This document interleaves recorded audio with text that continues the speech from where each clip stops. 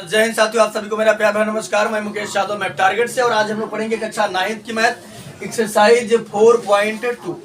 यदि बच्चे हम बात करें तो इसके पहले जो है हमने एक्सरसाइज 4.1 को कंप्लीट कर लिया था।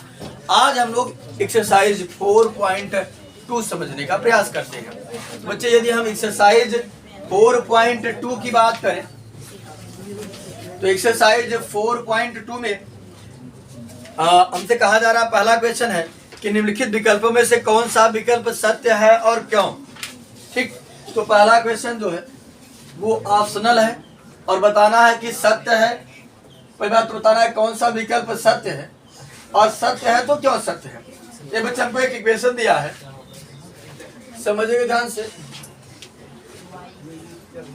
y बराबर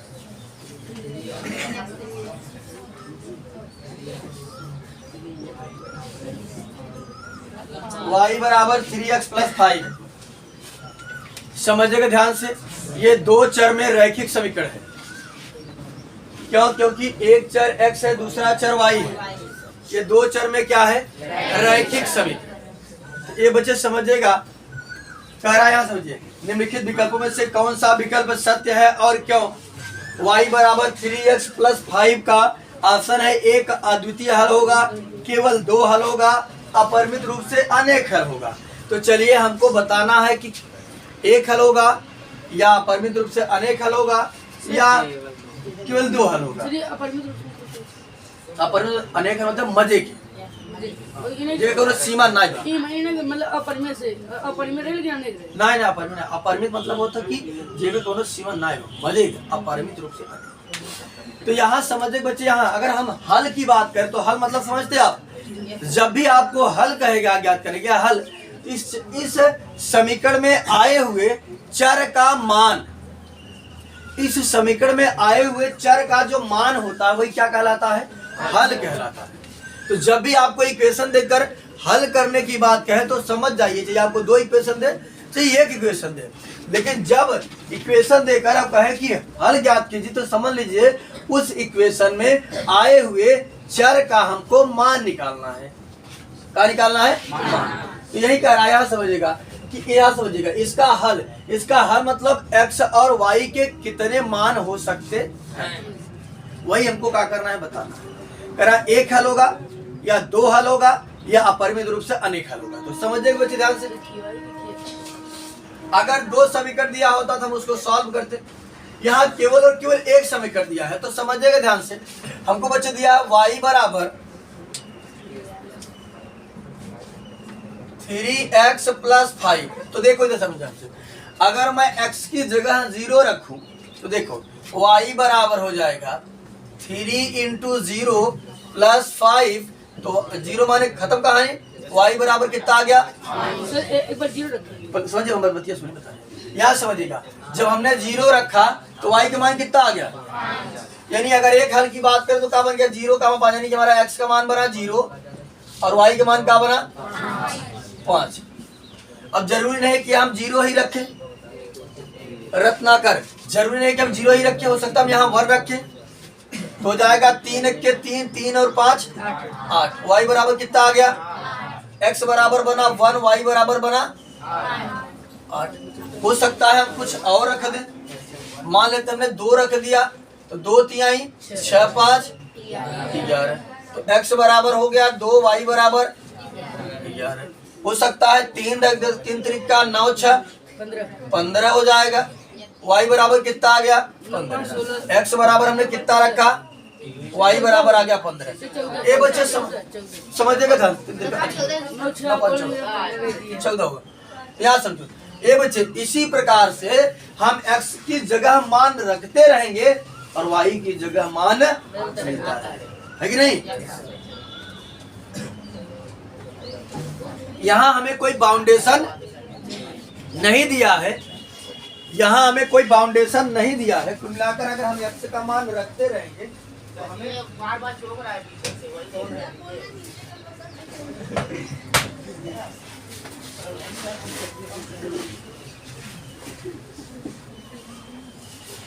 हाँ, तो यहाँ है बच्चे, यानी मैं x का मान रखता रहूंगा और y का मान हमको मिलता रहेगा। या फिर समझिएगा जरूरी नहीं है कि हम x का ही मान रखें, हम y का मान रखेंगे तो फिर सॉल्व करने पर किसका मान आ जाएगा, x का। यानी किसी एक का मान रखेंगे तो किसी दूसरे का मान आता रहेगा। और कोई इसकी फिक्स सीमा नहीं है कि इतना रख दें हम, अपरिमित रूप से अनेक मान हम रखते रहेंगे और अपरिमित रूप से अनेक का हल आता रहेगा। बस भाई तो यहाँ समझिए। अब इसका एक हल तो होगा नहीं भैया, x बराबर 1 रख दिया, y बराबर 1 आइए, पूरे फिक्स तो करे ना बटे, दो हल तो हो नहीं सकते, तो कौन सा होगा, अपरिमित रूप से अनेक हल, क्योंकि मैं x का मान कंटिन्यू रखता रहूंगा और y का मान हमको कंटिन्यू मिलता रहेगा, या फिर y का मान रखते रहेंगे तो x का मान। बस सुनाई, एक आध दो मान रख करके दिखा दीजिए। मान लेते हैं x बराबर हमने रख दिया 0, ये बच्चे जब x बराबर हम 0 रखेंगे तो जाएगा y बराबर 3 गुणते 0 प्लस 5, इसका गुणा करेंगे 0, कहानी समाप्त। y बराबर कितना आ गया, 5। ठीक, चलिए अगला समझते हैं। x बराबर हमने रख दिया 1, जब बच्चे x बराबर 1 रखेंगे तो समझिएगा y बराबर हो जाएगा 3 इंटू 1 प्लस 5, तो y बराबर हो जाएगा 3 1 के 3 और 5 8, y बराबर कितना हो गया 8। अगर इसी तरह बच्चे हम रखते हैं x बराबर जो है 2 रख देते हैं, x बराबर 2 रखने पर जब x बराबर बच्चे हम 2 रखेंगे तो समझिएगा y बराबर हो जाएगा 3 इंटू 2 प्लस 5, y बराबर 3 दूनी 6 5, तो y बराबर कितना आ गया 11। ठीक, यहाँ समझिएगा हम x का मान कंटिन्यू रख रहे हैं, y का मान कंटिन्यू हमको मिल रहा है। अब चाहे तुम्हारा इच्छा हो y का मान भी रख सकते हो, कोई दिक्कत नहीं है। देखो एक वो बता देता है, अगर y का मान रखो, जैसे मान लेते हैं y की जगह मान लिया हमने कुछ भी रख दिया, 10 रख दिया, 20 रख दिया, कुछ भी रख देते हैं। मान लिया y की जगह हमने रख दिया 10, बताएगा यहाँ समझिएगा 3x प्लस 5, हमें चाहिए x का मान, तो ये प्लस इधर आएगा तो 10 माइनस 5 बराबर 3x, घट के कितना हो जाएगा 5, 5 बराबर 3x, हमें चाहिए x का मान तो भाग कर दिए 5/3 बराबर, तो हमने y की जगह रखा कितना 10 और x जगह आया कितना 5/3। क्या समझिए, इसका कोई एक हल तो है नहीं, दो हल तो है नहीं, तो कौन सा हल है, अपरिमित रूप से अनेक।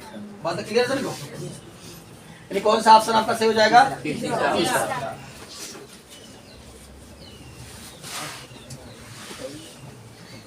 अब देखते हैं क्वेश्चन नंबर 2 क्या है।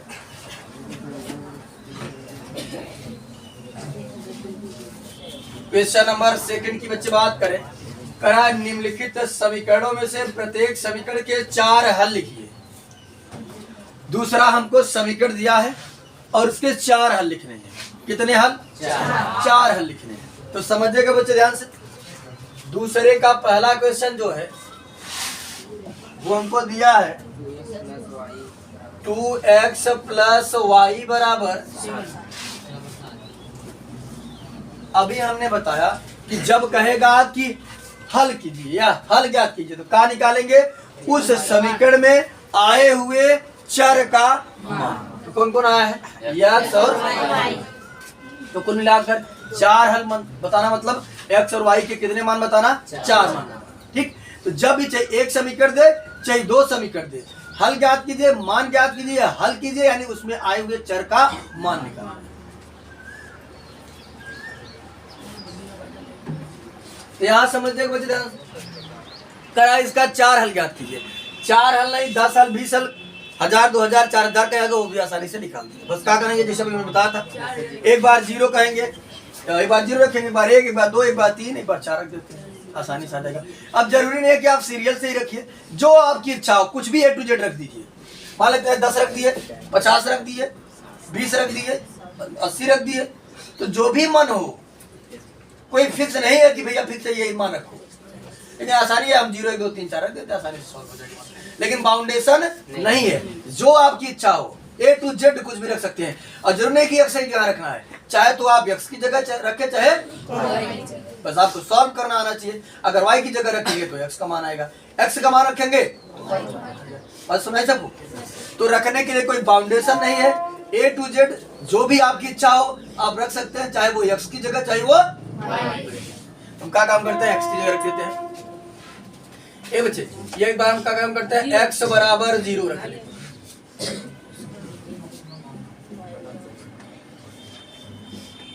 तो देखो x बराबर जब बच्चे हम 0 रखेंगे तो जाएगा 2 इंटू 0 प्लस y बराबर 7। एक बार 0 कहानी समाप्त। y बराबर 1 हल हमारा ये हो गया, यानी x का मान 0 और y का मान 7। x बराबर 1 रखने पर तो देखो जब अरे के नहीं 1 है,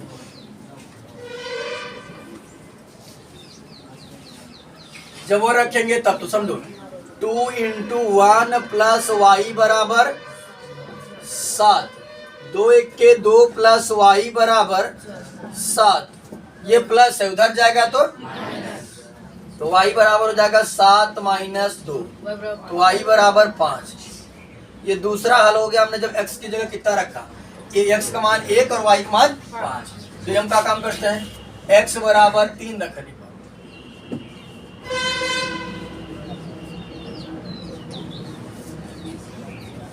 जब x बराबर 3 रखेंगे तब समझो 2 गुणते 3 प्लस y बराबर 7, 2 तिहाई 6 प्लस y बराबर 7, ये प्लस है उधर जाएगा तो y बराबर हो जाएगा 7 माइनस 6, तो y बराबर हो गया 1।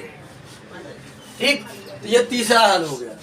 x का मान कितना था 3 और y का मान कितना था, चलो 3 रख दे कोई दिक्कत नहीं, अब 4 रख देते हैं। x बराबर 4 रखने पर हमने कहा ना जो भी आपकी इच्छा हो A to Z आप कुछ भी रख सकते हैं, कोई दिक्कत नहीं। क्या करेंगे, हो जाएगा 2 इंटू x का मान 4 प्लस y बराबर 7, तो 4 दूनी 8, 8 प्लस y बराबर 7, ये प्लस है उधर जाएगा तो y बराबर हो जाएगा 7 माइनस 8, y बराबर आ गया माइनस। तो 4 हल हमको ज्ञात करने थे, तो लिख देंगे लास्ट में लिखेंगे हम 2x प्लस y के 4 हल क्रमशः क्या क्या था, ये बच्चे जब हमने 0 रखा था तो कितना आया था 7, पहले हो गया 0 कामा 7, जब हमने 1 रखा तो कितना आया था 1 कामा 5, और जब 3 रखा तो कितना आया था 3 कामा 1 और 4 कामा माइनस 1। बातें सभी को क्लियर है, कोई दिक्कत है ना किसी को। चल अब अगले क्वेश्चन की बात करें, इसी का दूसरा क्वेश्चन बच्चे जो दिया हमको दिया है, अगर इसी के दूसरे क्वेश्चन की हम बात करें, इसी में बनाते चलते उसमें ध्यान दियो। इसी का दूसरा क्वेश्चन जो हमको दिया है, क्या दिया है, पाई x प्लस y बराबर 9। तो बार बार प्रक्रिया वही चलेगी, बस क्या काम करेंगे, एक बार क्या रखेंगे 0। तो बच्चे जब x बराबर 0 रखेंगे तो समझिएगा ध्यान से, पाई इंटू 0 प्लस y बराबर 9, तो ये हो जाएगा 0 कहानी समाप्त। y बराबर कितना आ गया,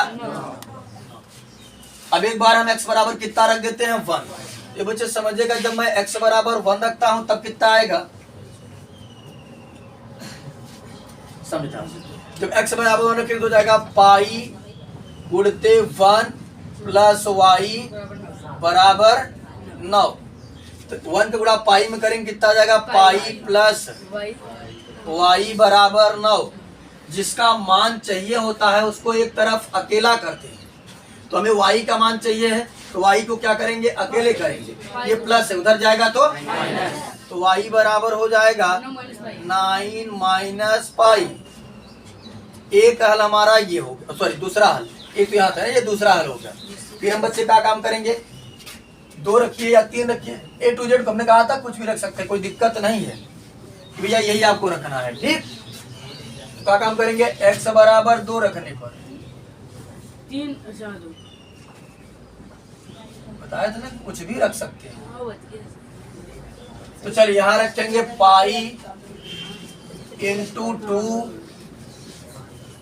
प्लस वाई बराबर 9, गुणा करेंगे तो हो जाएगा 2 पाई प्लस वाई बराबर 9, ये प्लस है उधर जाएगा तो वाई बराबर हो जाएगा 9 माइनस 2 पाई।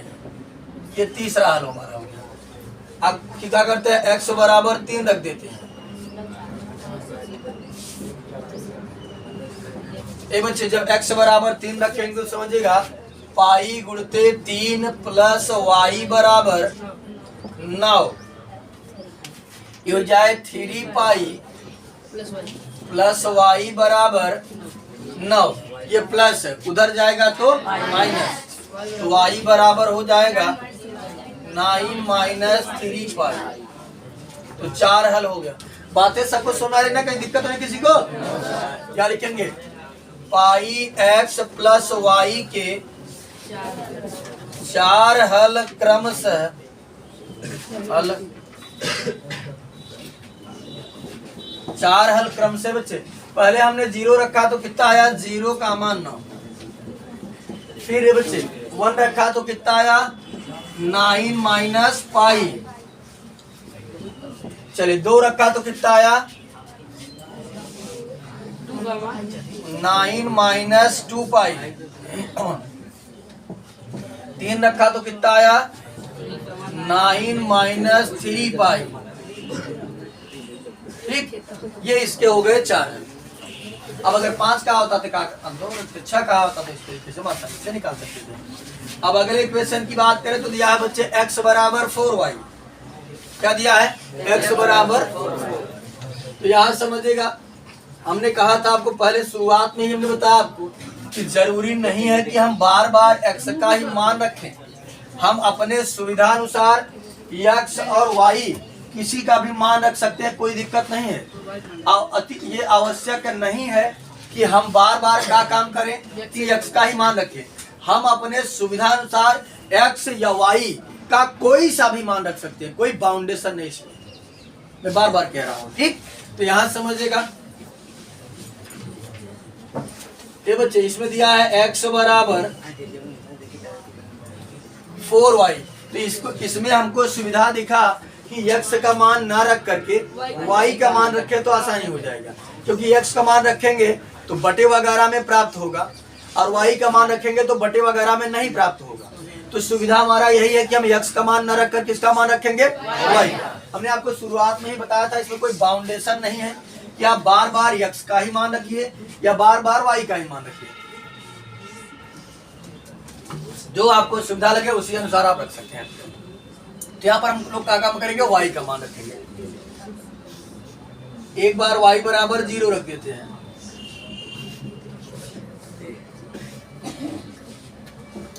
y बराबर जब 0 रखेंगे तो हो जाएगा x बराबर 4 इंटू 0, x बराबर हो गया 0। ये बच्चे फिर y बराबर हम क्या काम करेंगे, y बराबर 1 रखने पर यहाँ समझ हो जाएगा x बराबर 4 इंटू 1, x बराबर आ गया 4। फिर y बराबर 2 रखने पर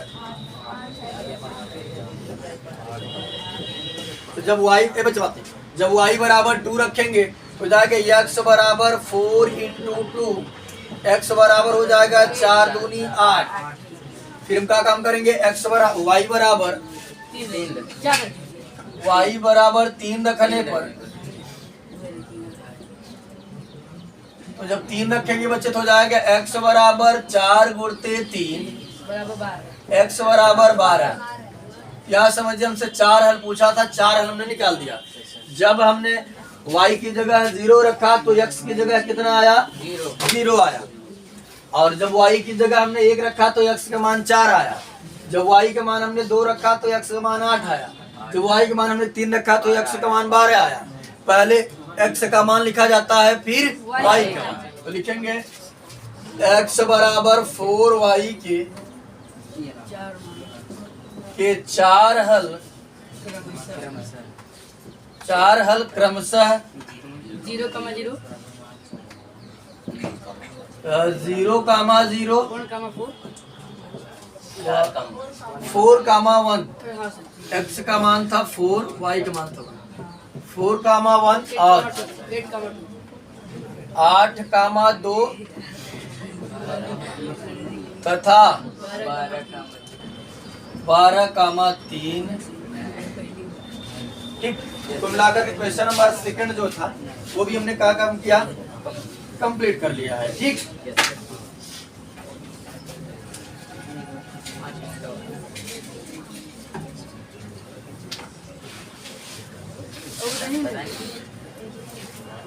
और इस वीडियो में इतना ही, बाकी मिलते हैं नेक्स्ट वीडियो में, तब तक के लिए जय हिंद।